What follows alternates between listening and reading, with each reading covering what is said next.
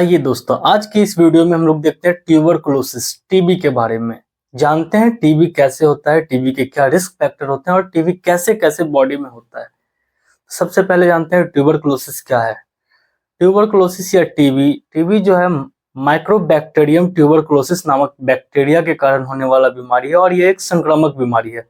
जैसे कोरोना आया था, एक आदमी से दूसरे आदमी में फैलने वाला बीमारी, उसी को संक्रामक बीमारी हम लोग बोलते हैं। तो वैसे ही टीबी एक संक्रामक बीमारी है जो माइक्रोबैक्टीरियम ट्यूबरकुलोसिस के कारण होता है।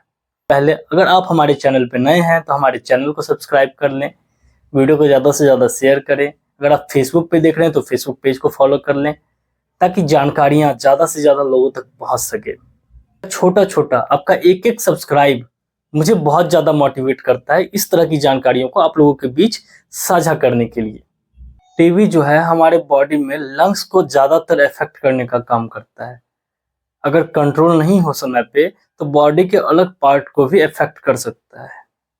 चलिए देखते हैं टीबी के क्या क्या रिस्क फैक्टर होते हैं। पहला रिस्क फैक्टर है अपन का week immune system. Week immune system, अगर आपको एड्स या एचआईवी या एड्स है, डायबिटीज है, माल न्यूट्रिशन है, स्टेरॉइड ज़्यादा लेते हैं या फिर इम्यूनोसप्रेसिव ड्रग ज़्यादा आप यूज करते हैं तो आपको टीबी होने का चांस ज़्यादा रहता है। नेक्स्ट देखते हैं हम लोग life style and social factor के बारे में। ज़्यादा भीड़ भाड़ वाले इलाका में रहते हैं, लिविंग इन क्राउडेड एरिया, ज़्यादा भीड़ भाड़ वाले इलाका में जब आप रहते हैं तो संक्रमण बढ़ने का चांस ज़्यादा होता है। नेक्स्ट अपन का close contact with TB patient for long time. आप किसी भी टीबी पेशेंट के साथ लंबे समय से रहते आ रहे हैं तो फिर आपको टीबी होने का चांस ज़्यादा बढ़ जाता है।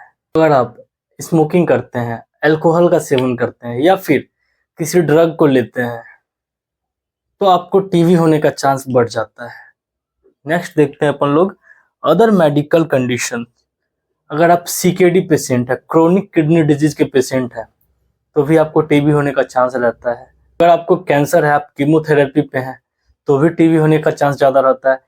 और सबसे ज़्यादा टीबी होने का चांस हॉस्पिटल में हेल्थ केयर वर्कर के कांटेक्ट में आने से होता है, because health care worker also helps to spread mycobacterium tuberculosis to one person to another person. Health care worker जो है एक व्यक्ति से दूसरे व्यक्ति तक टीबी के बैक्टीरिया को ले जाने में मदद करते हैं। वो कैसे भाई? लीजिए एक नर्सिंग स्टाफ, वो किसी टीबी पेशेंट का केयर कर रही है, उसके बाद वो आपका केयर करने आती है आपके पास। आपको टीबी है नहीं, वो आपके पास आती है आपका केयर करने। उसके सांस से जो ड्रॉपलेट निकला है माइक्रोबैक्टीरियम ट्यूबरकुलोसिस का, वो अपने पास ली, उसके बाद फिर वो आपके पास आई, वो फिर आपके पास छोड़ गई। ऐसे करके फैलने वाला बीमारी है, तो एक पेशेंट से दूसरे पेशेंट में फैलने का काम करता है हेल्थ केयर वर्कर के द्वारा। चलिए आगे जानते हैं टीबी होता कैसे कैसे है। टीबी पेशेंट खांसी, छींक या थूक से माइक्रोबैक्टीरियम ट्यूबरकुलोसिस नामक बैक्टीरिया को रिलीज करता है तो वो हवा में फैल जाते हैं। उसके जो ड्रॉपलेट्स होते हैं वो हवा में फैल जाते हैं। तो वही बैक्टीरिया जो है किसी हेल्दी पर्सन के लंग्स में जाता है सांस के द्वारा, तो वहां पे इन्फेक्शन क्रिएट करना स्टार्ट कर देता है, इन्फेक्शन कॉज करना स्टार्ट कर देता है वहां। और बैक्टीरिया एल्वियोली में पहुंचकर मैक्रोफेजेज में चले जाते हैं। देन जो होता है बैक्टीरिया सरवाइव वहां पे करके अपने आप को मल्टीपल करते जाते हैं, अपनी संख्या को बढ़ाते जाते हैं। मैक्रोफेजेज में बैक्टीरिया जाके जमा हो जाते हैं और वहां पे अपनी संख्या को बढ़ाने का काम करने लगते हैं। उसके बाद जो है अपने बॉडी का इम्यून सिस्टम जो है भाई, बाहर से कुछ अगर हमारे शरीर में आया तो हमारा शरीर भी उसके प्रति रिएक्ट करेगा ना।